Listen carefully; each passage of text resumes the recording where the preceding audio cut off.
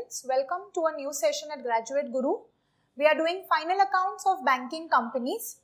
वहाँ पर हमने in the last few sessions we have seen that how to record the rebate on bills discounted. Of course हमने formats किए हैं of balance sheet and profit and loss account, and then we saw that how to account for rebate, which is a peculiar item in a banking company's balance sheet. And now we are going to another peculiar item in any banking company's accounts, which is called non-performing assets. Now when I talk about assets of a bank, हमने balance sheet में भी देखा था that the majority of the asset of a bank will be the loans which they have given to the customers. So loans and advances are the basic asset of a bank. और bank की income कहाँ से आती है? उन्हीं loans and advances के interest पे banking चलता है. That is they earn their income only from those loans and advances given. Investments are a very minor part of a banking structures asset, but the major asset is the loans and advance, and that generates income for the bank. So when I talk about non performing assets, यहाँ पर भी मैं उन्हीं loans and advances के relation में बात कर रही हूँ. So whenever an asset stops generating income for a bank, that is वो asset अब defunct हो गया है, उससे बैंक को कोई भी income नहीं मिल रही है, in that case by statutory law, by the Companies Act, by the Banking Companies Act, they have to classify it as a non-performing asset. Means it is not performing. When it is not giving income to the bank means वो asset perform नहीं कर रहा है for bank. It is not generating the dues which it should be generating. So basically the type of account जो किस तरह का loan है या किस तरह का advance है, that will tell us that when that account will become a non-performing asset. So on your screen you will see a table which will tell you the type of account and when by which default it will become non-performing. So the first one is term loan. Term loan is basically loans given by the bank for a certain number of years. Fixed period के लिए जो loan दी जाती है, it could be short term, it could be long term, but it is for a fixed period. The bank knows exactly when that loan will be fully recovered. Those are called term loans. So for term loan, when the default is for an interest and or installment, so loans generally हम कैसे recover करेंगे? Bank कैसे recover करता है loans? इन installments. तो या तो उसका इंस्टॉलमेंट या interest overdue for more than 90 days. Now this word overdue will be repeated again and again in this table. So what is overdue? First of all, overdue means जो उसका due date है उसके ऊपर date चली गई, but you have not been able to recover the amount which you had to recover. So that is called overdue amount. So यहाँ पर term loan में हमने क्या देखा कि उसका इंटरेस्ट या उसका installment is overdue for more than 90 days. Means due date से 90 days ऊपर हो गए हैं and still that amount has not been recovered. In that case it becomes a NPA, that is non performing asset. The second is overdraft और cash credit. Now when we were doing the format also I have explained to you what is overdraft. Overdraft generally is a business account जहाँ पर the bank allows the businessman to withdraw money from the account, that is make payments from that account more than the balance which is in the account. So अगर मेरा current account है, balance सिर्फ 10,000 है, but if I have to give a check to somebody of 15,000, the bank will allow me to issue that check. It will honor that check also.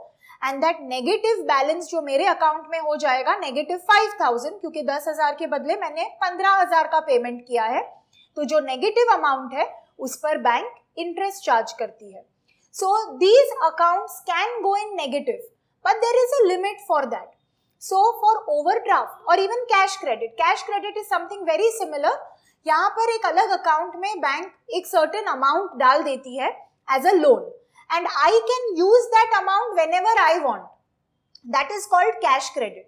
So मैं अपने account से payments नहीं करूंगी, मैं इस कैश क्रेडिट अकाउंट से payment करूंगी, जहां पर मैंने जितना अमाउंट यूज कर दिया उस अकाउंट से उस पर I will have to pay interest to the bank.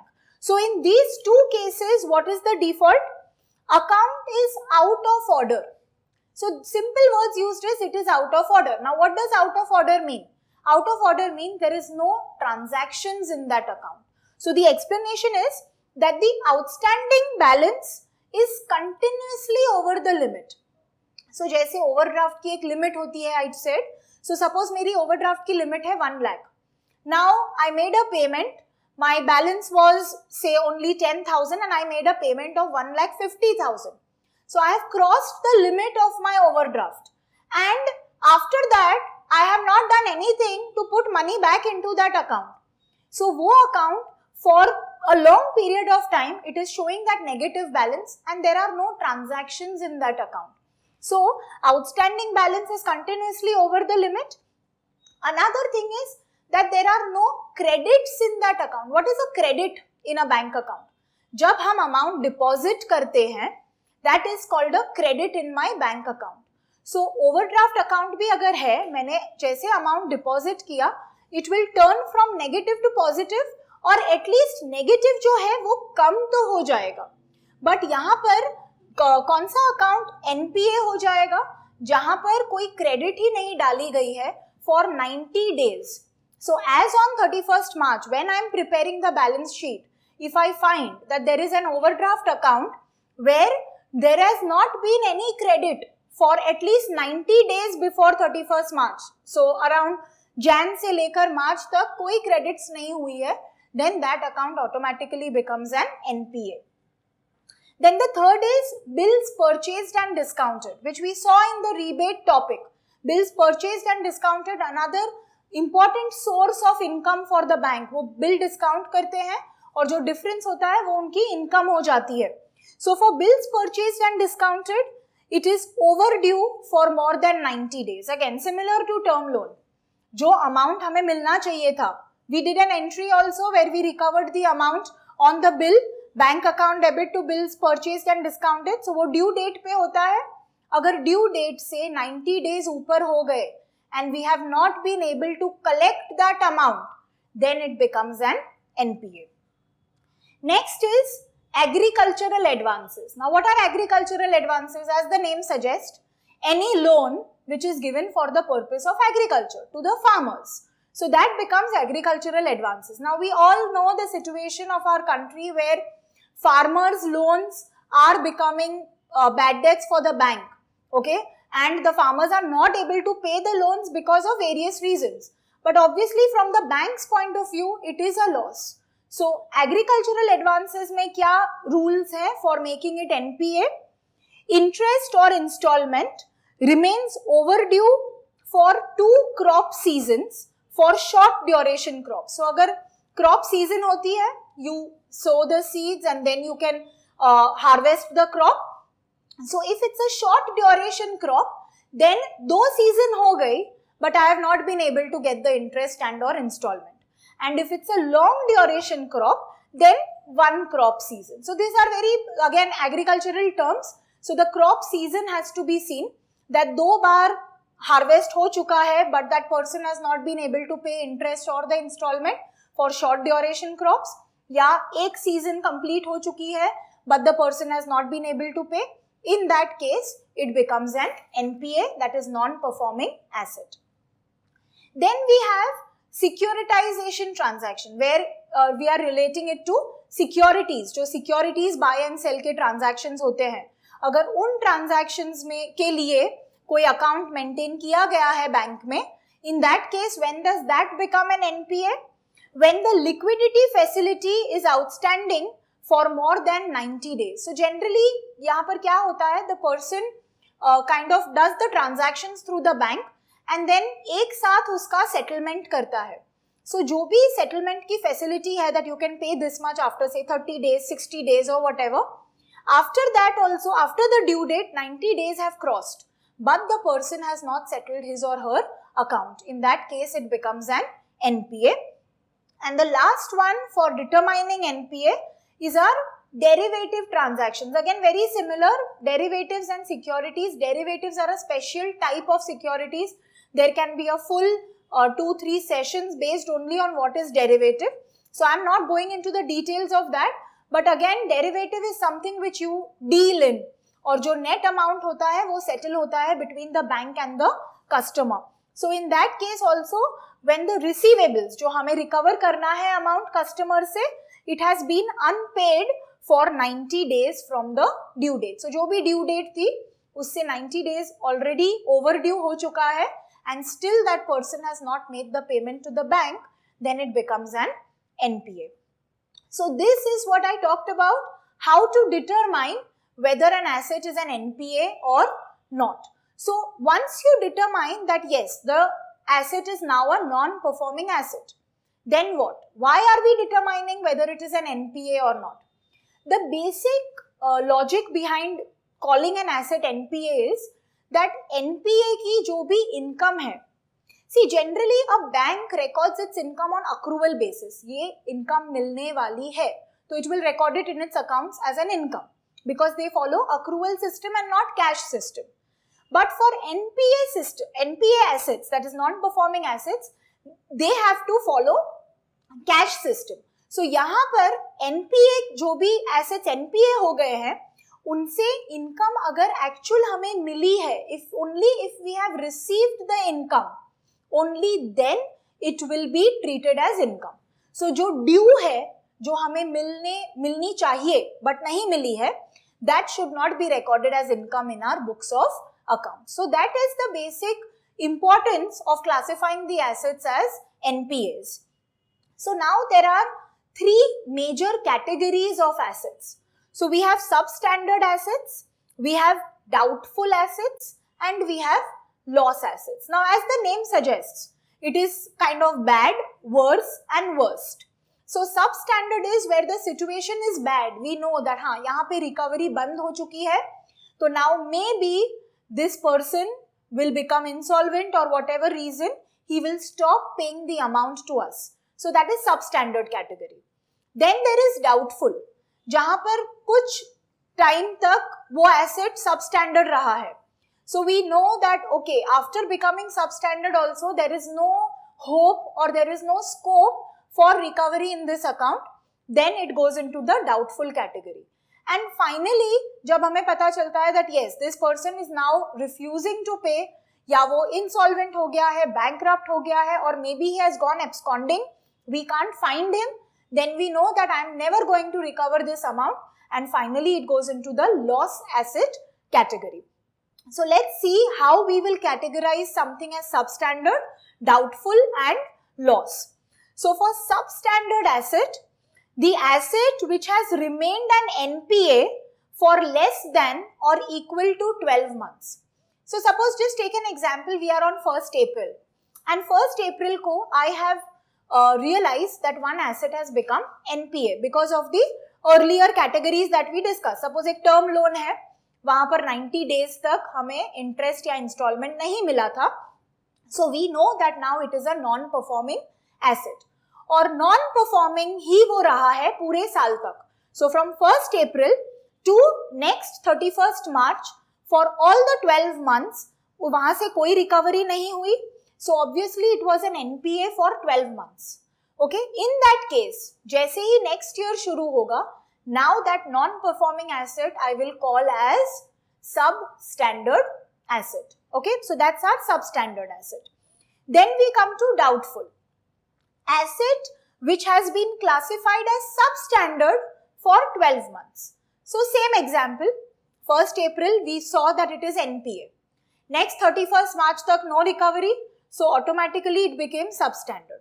Now after one more year, एक और साल खत्म हो गया, we are on the next 31st March now, और तब तक भी कोई रिकवरी नहीं हुई, it remained a substandard asset only. In that case, next 1st April को I will categorize it as a doubtful asset. So अगर 12 महीने कोई asset non-performing रहा है, then I call it substandard. अगर substandard 12 महीने और रहा तो I will call it doubtful. And finally loss asset, as I said, where I finally know that I will not be able to recover any amount. Some authority has told me that यहाँ पर recovery possible नहीं है. In that case it automatically becomes a loss asset. So loss asset is asset where loss has been identified by the bank or the auditors or RBI inspection. So when Reserve Bank के inspectors आके they've checked the accounts and they've said that these particular assets are loss assets, यहाँ पर आप recovery expect मत कीजिए, then automatically I call them loss assets. So now we've seen what are the three categories of non-performing assets. So we have substandard, we have doubtful, and we have loss assets. Now again, why is it important to classify it? NPA है, we know recovery नहीं है, तो then why am I further sub-classifying it? Because every bank has to make a provision. जो हमारी income है उस पर हमें रिजर्व क्रिएट करना है. इन नॉर्मल लैंग्वेज हम रिजर्व फॉर बैड डेट्स करते हैं in our normal accounts. So this is something like that only. These are becoming bad debts, we know हमें पैसा नहीं मिलने वाला है. So I have to create a provision और a reserve. Technically it is called a provision only, not a reserve. So provision हमें create करना है दैट अब ये अमाउंट इतना रिकवरेबल नहीं है. ओके, फ्यूचर में अगर रिकवर हुआ then it's like a bonus for us. At that time we will treat it as income. But as of today, I have a doubt that I will be able to get any amount from this particular account. And that is why I have to create a provision. Now again, as per the rules, I have to make a provision at a certain percentage. Certain percentage list की गई है that अगर substandard asset है तो कितना percent provision करना है. अगर लॉस एसेट है तो कितना प्रोविजन करना है. So for that reason this classification becomes very very important. So now let's quickly run through the percentages which are used for creating the provision. Now we talked about non performing asset. अगर कोई asset non performing नहीं है तो first it is categorised as a standard asset, normal asset. So that is called a standard asset. Standard asset के लिए भी banks को provision करना पड़ता है. Even though their recovery is assured, still you have to make a provision. So again there is a list of the type of account and the percentage of provision that you have to make.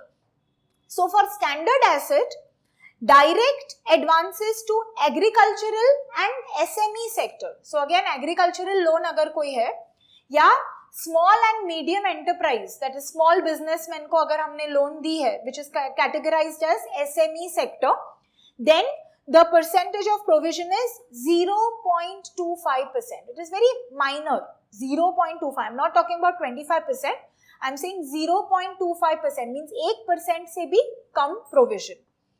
Next is advances to commercial real estate sector. What is real estate sector? Where there is a person who is dealing in land, property, building, etc. घर वगैरह. So for them, commercial real estate means it's his business to deal in this property. We are not talking about the pure housing loans, but someone who is doing it as a business. So वहाँ पर if it is in relation to residential housing, then it is 0.75%. And any other kind of commercial estate जो housing से related नहीं है, maybe commercial complexes and all, then it is 1%. And then third category is housing loans. So basically the category named is housing loans at teaser rates and restructured accounts. Sometimes you shift your housing loan from one bank to the other or from one type of loan to the other type of loan. So that covers under the restructured accounts. So there the provision is 2% and all other advances जो standard है, जो इन ऊपर की categories में नहीं है, those all have to be provided, that is provision has to be made at 0.40%. So these were the rates for standard assets. Because they are standard assets, ये income generate कर रहे हैं, but in case future में अगर यहाँ से income नहीं आती है, so it is always better to make a small provision and keep aside. So therefore, all the provisions are somewhere around less than 1%, 1% or 2%. It's not more. Okay. Now we come to the substandard category. So जब substandard हो गए asset, non-performing हो गए, 1 साल तक non-performing रहा, तो it will become substandard. So in that case, substandard assets के लिए, if the loan is secured, कोई सिक्योरिटी के सामने लोन है, सो आई नो दैट हाँ अगर उसने मुझे पेमेंट नहीं किया तो I will be able to sell that security and recover my amount. So मेरा लोन सिक्योर्ड अगर है तो the rate is 15%, 15. I have to create a provision of 15% on secured substandard asset. Then coming to unsecured. So secured पे 15% है. If it is unsecured and there is no guarantee or no safeguard, means I don't have anyone to rely on. Payment नहीं आया उस बंदे से, then I will not be able to recover that amount from anybody else. That is completely unsecured. In that case, the rate is a little higher, which is 25%. So almost 1/4 of the asset the income of that asset I am writing off. And the third category is unsecured, but in respect of an infrastructure loan. So generally, ये big projects जो होते हैं, bridges and metro lines and railways and all, these all come under infrastructure. So if it is in respect of an infrastructure loan, and there is a safeguard available, means there is some banking like escrow account. What is an escrow account? जिसने loan लिया है उसने एक separate account खोला है जहां पर उसने एक डिपॉजिट डाली हुई है. So if I have such a deposit with me as a backing, as a safeguard, in that case I have to create a provision of 20%. So substandard के लिए there are 3 rates. 15 if it is secured, 20 अगर unsecured है लेकिन कोई backing है जैसे कि escrow account, and 25% if it is completely unsecured and there is no safeguard available at all. Then we move to doubtful assets. Now in doubtful assets we have, if it is unsecured, see doubtful assets may be basically what have they talked about is the unsecured portion, means the asset है, loan है, part of it is secured. Say 50% is secured, 50% is unsecured. So if it is unsecured, जो unsecured वाला part है, say 1 lakh की loan है, 50% secured है, 50% unsecured है, तो I'm talking about 50,000. उस पे full 100% I will have to provide. Means उसकी पूरी income will go in provision only. Means I will write it off, saying that maybe I will not be able to recover it at all. Because doubtful कौन से asset है जहां पर already 1-2 साल से हमने अमाउंट रिकवर नहीं किया है, उनको हमने डाउटफुल बना दिया. So when it is doubtful I know that I may not get that income at all. So पूरा 100% प्रोविजन करना is always better. Now coming to the secured portion. So again same example, loan is of 1 lakh, 50% unsecured था, 100% provision कर दिया, बाकी का 50% is secured. So in that case if the asset is doubtful up to 1 year, means 1 year tak, less than 1 year or 1 year, then the rate is 25%. So provision has to be made at 25%. If it is doubtful for more than 1 year but up to 3 years, so 1 to 3 years का bracket है, 1 year से कम नहीं, 1 year या 3 years तक, then it is 40%. And if it is doubtful for more than 3 years, बहुत पुराना asset हो गया, 3 साल से डाउटफुल कैटेगरी में है, then again even if it is secured, पूरा 100% you will have to provide. Okay, so that was about doubtful assets. And then loss assets. In loss assets, anyway we know that we will not be able to recover, so the provision is full 100%. Okay, so this is how you provide for on the income of your NPAs. Okay. Now, in doubtful assets, sometimes there is a government guarantee given for such assets. So, कोई government backed loan है जहाँ पर government organization ने उसकी guarantee दी है.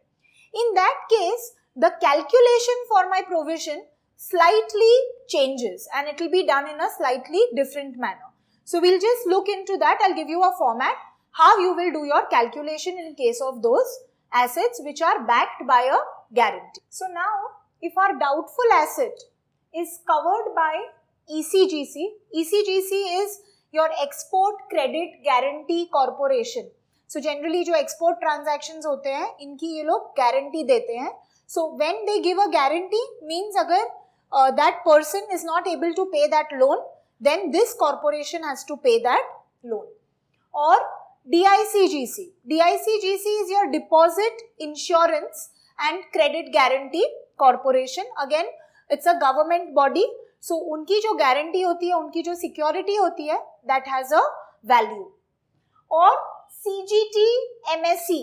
CGT MSE is your Credit Guarantee Fund Trust for Micro and Small Enterprises. So, small businessmen के लिए ये government body है जो उनकी loans को guarantee देती है. So, again, if my the asset is doubtful, okay, but I have a guarantee from any of these organizations, then that part, they will not guarantee the full amount. They will guarantee some 20%, 30% of the amount. So, at least that much amount is recoverable from these organizations. So, in that case, how do I calculate my provision? So, we start with the outstanding balance of advance. That is, loan का जो भी amount है, वो, which is unpaid till date. Okay, so whatever date I am calculating this provision, उस date पे कितना amount loan का outstanding है. From this, I subtract my realizable value of security. So here we are considering that the asset is not only guaranteed but it is also a secured asset. जहाँ पे हमने कोई security ली है या कोई document लिया है as a guarantee that अगर that person is not able to pay the loan, then I can sell that security and I can recover my amount. So I will subtract my realizable value of security. So from my outstanding loan amount, I subtract this amount, and what we get is the unrealizable value. So just to give you an example, suppose 100 lakhs ka loan hai and say the security given is for say 50 lakhs. So 100 minus 50 lakhs, 50 lakhs is the unrealizable portion, means it is basically nothing but your unsecured portion. Okay. From this amount, I subtract any of these guarantees. So ECGC or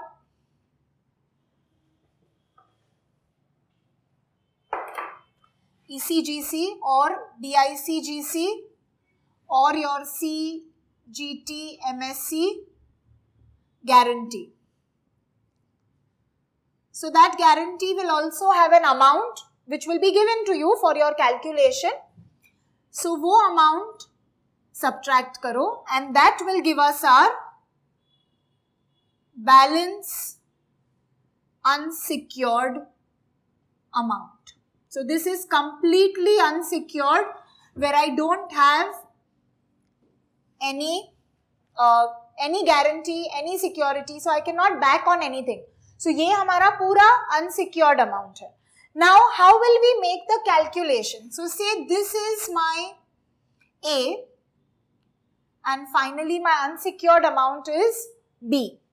So जितना amount secured हुआ है उस पर जो भी, whether it is doubtful and secured, so depending on the number of years, so up to 1 year है तो 25%, 1 year से 3 years है तो 40%, 3 years के ऊपर वैसे भी 100%. So on this secured portion, I will calculate that particular percentage 25, 40 or 100. And on the unsecured portion, वैसे भी जैसे ये doubtful asset की ही हम बात कर रहे हैं, तो unsecured portion पे anyway it is always 100%. So on the B part, full 100%. On this part, it will be 25 or 40 or 100. And that will be my total provision for this particular asset. So which amount are we not considering in the provision? This guarantee. जो guarantee का amount है, उस पर हमें कोई provision की ज़रूरत नहीं है. Why? Because it is guaranteed by the government. And government obviously will make the payment to the bank. So the provision will be equal to B into 100%. Why? Because it is doubtful and it is unsecured. So unsecured doubtful है तो हमेशा 100% plus A into, depending on the number of years, it will be 25% or 40% or 100%. So ये दोनों का total will be my provision for this particular doubtful asset. Okay, take this down, then we'll go ahead.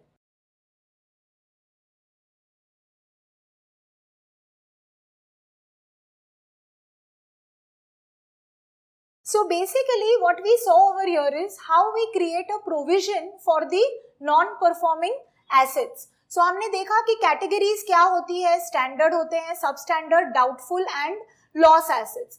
Loss and doubtful में basically you almost create the full amount as provision, but अगर doubtful में security है, then secured portion पे it is either 25 or 40%, okay, or 100 depending on the number of years. So ये हम क्यों calculate कर रहे हैं? This provision is writing off the asset. So basically I'm writing off the loan, okay? And this will help me to determine what is the loss which the bank is suffering because of the non-performing asset. This kind of becomes like an expense for the bank. If you'll remember, a provision and contingency is a part of our expense side in the income and expenditure, that is P&L account. So that provision and contingency will include these kind of assets written off. Okay. So one, this will help me to calculate that loss जो कि हमारा provision है, which I will take to my profit and loss account as an expenditure. Second, जो भी NPA होगा, उसकी जो भी income होगी, as I already told you in the beginning, we will not take it on the basis of accrual. So जो income due हुई है, हम वो ignore करेंगे. We will take only that much as my income which is actually received. So suppose एक doubtful asset है, say 1 lakh की loan है और उसका interest due है 10% के हिसाब से 10,000, but I have actually received only 5,000. So 5,000 will be considered as the income. बाकी का 5,000 I will not take it as my income until and unless I receive it. Okay. So based on this, we'll be doing some sums in the next session. I'm winding up this session. Hope you've understood the concept. Revise it. This will help you to solve the sums in the next session. Thank you so much.